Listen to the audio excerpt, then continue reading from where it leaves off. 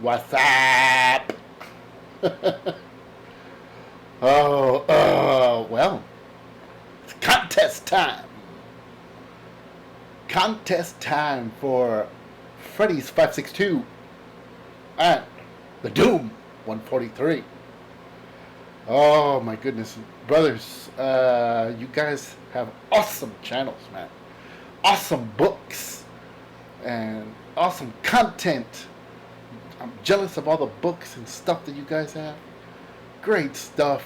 Oh, Freddy's 562, my friend, my brother. Man, the wall books that you have, dear Lord, man. And the Doom 143, that awesome new hallway that your wife did for you, awesome.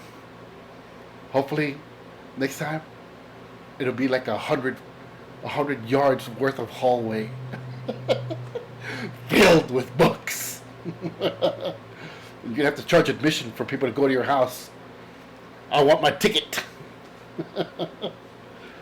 All right, my friends. Well, what can I say? You guys are awesome. Awesome. Proactive in the community. Admire that. Have great stuff to offer. Great stuff. It's just a joy watching your channels. And also, you guys, you sound, especially, both of you, Freddy's 562, my friend, my brother, you sound like an uncle of mine,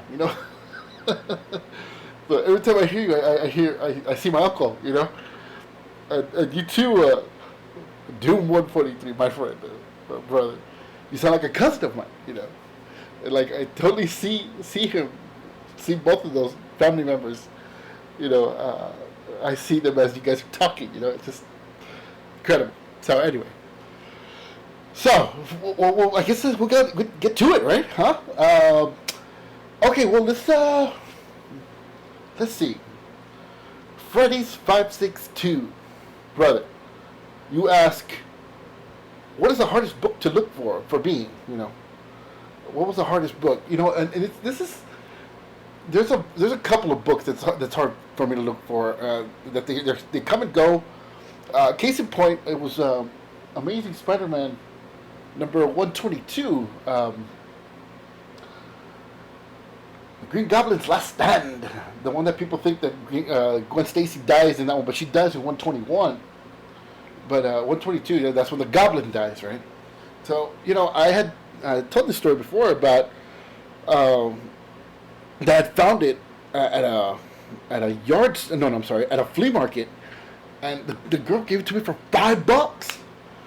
But I was in between jobs at that time, and I sold it. I sold it with a couple other books that she had, and I sold like the whole bunch for like $325 on eBay. So, oh man, it's not a regret. I don't regret anything. Life is life, right? It helped me out during a kind of a rough patch, But I'm looking for that one, and I see it from time to time, but they have it in the CGC. Oh, it's so expensive, That one and Miss Marvel #1. I'm trying to look for that one. I've seen it here and there. The one where Carol Danvers is on the cover, then you see the little heads of Peter Parker and Mary Jane and J. Jonah Jameson. I want that. I don't know why. I just want it, But that one's kind of hard for me to find. So those are the ones that I'm currently looking for, trying to see if I can get them as cheap as I can, or trying to see if I can stealth buy them. But anyway, the slab books, preference, slab or no slab. Well, my friend, because of money, I'm going to say no slab. But I'm either or. I love it because of the presentation when you slab them, right? CGC them or whatever, they're real pretty. You can hang them up on your wall and stuff. But to me, I'm very claustrophobic. And I start to feel trapped, when you're inside one of those slabs. There's no way to get out,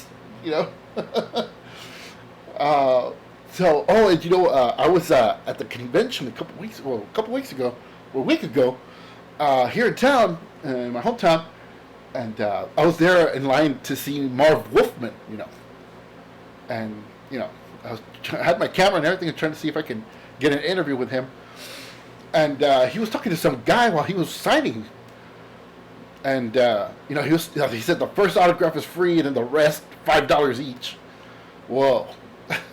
Anyway, so I'm there, right, waiting to see when this guy was gonna finish, and it's taking forever, And there's this real pretty girl right next to me, right? And I'm like, what the hell? And she's just looking at Marv Wolfman and looking at him signing these books, right? And this dude just has like a whole stack, And I'm saying to her, so I asked her, hey, so how's it going? Sweet thing. So how's it going? What are you doing? It was, I'm a witness for CGC. She says. I said, really? That's a job? This was my first encounter. with a witness. Can I get a witness? That's what I told her. She started laughing, and I go, wow, that's awesome. So what's the process? Oh, I gotta look at him while he's signing. And she's not even looking at him. She's looking at me now, So she's not even doing her job. So I'm just looking her up and down. Just a real pretty girl, I go, well, you from California or what? You from New York City?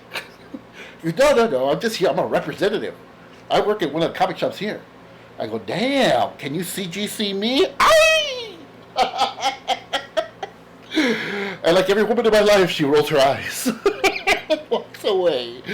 Anyway, so my preference, no slap. That's my preference. But I do want to get, I want to get a CGC book of kind of like a obscure title or like a filler book, just to say, hey, I think you CGC this one because I want to. Anyway, so anyway, my friend, Freddy's Carnal. Thank you so much. Okay, my friend, Doom 143. Well, my friend, the artist I gravitate towards. Why and what? Or who? When? Why? How? Well, me, of course. I drew that one. Yes. Anyway, no, just playing. I love all the artists, and I'm drawn to a bunch of artists for very different reasons, As I was growing up, the image that you saw like in the 70s and the 80s on T-shirts and stuff was John Romita Sr.'s Spider-Man, That was the image that you saw. In the 90s, it was Mark Bagley's Spider-Man, So, as I was growing up, I was drawn to Todd McFarlane. Spider-Man, because it was something that it was an incredible style, incredible, and I gravitated towards that, And I have lots of books of his, of course, but as I grew up and I started to mature, there's a case against that, I guess.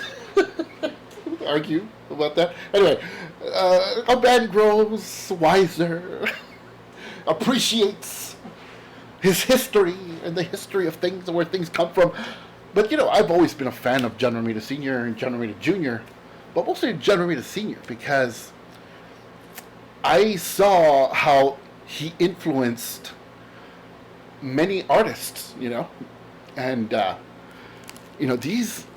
he was just a master, and he still is, His son also is really good, but his son fails in comparison to his father because his father was just iconic, and the covers that he's done, iconic, Look at that. I know they're the reprints. That's all I can afford, my man, but I love them, I saw this on CGC for like $300-400, and it was like a 5. Should have gotten it. Anyway, so that's one, two. Oh, this one, awesome, have a history with that one, with my little brother.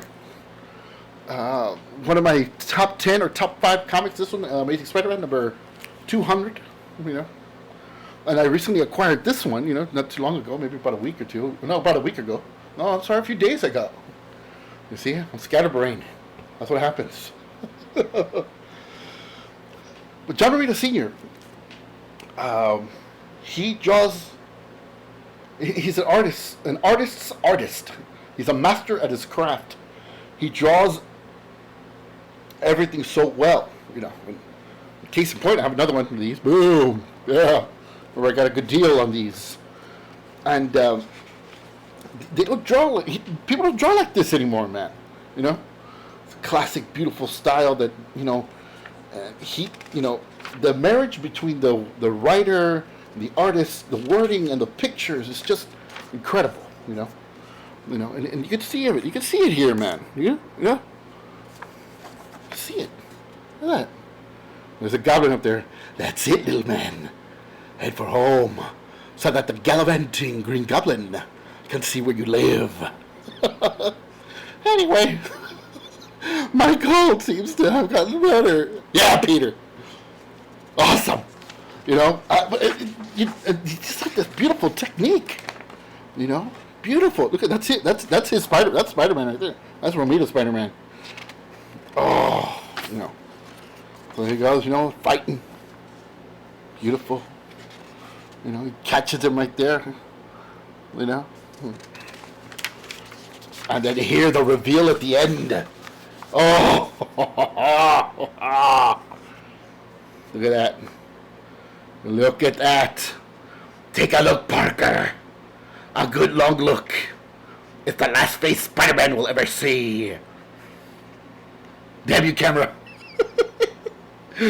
Sorry. Here we go. It's the real face of the Green Goblin, the face of Norman Osborn. And there's Peter. Those features. That name. Of course. You're related to my old classmate. You're Harry Osborn's father. Next issue, Spidey saves the day. Awesome. Look at that. Look at that. Boom. And then also, you know, what I'm doing here, yeah, I know it's a reprint, it's Marvel Tales, whatever. If I had slabbed, I couldn't do this. I can't. Huh? I can't show you the mastery of Mr. John Romita Sr. Is he right there? Art. Jazzy Johnny Romita.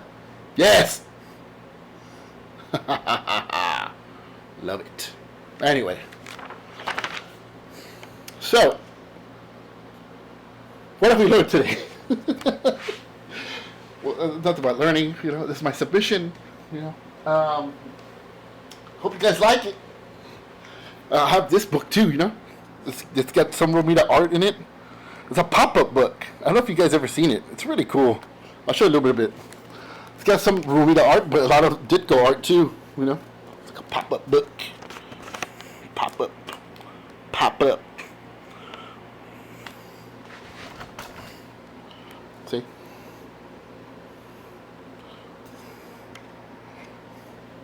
It's got Ditko art too. Awesome. Look at that. Oh, Romita. Awesome. See? Fantastic. The Vulture. Anyway, if you see it, get it. It's fantastic. I love it. Huh?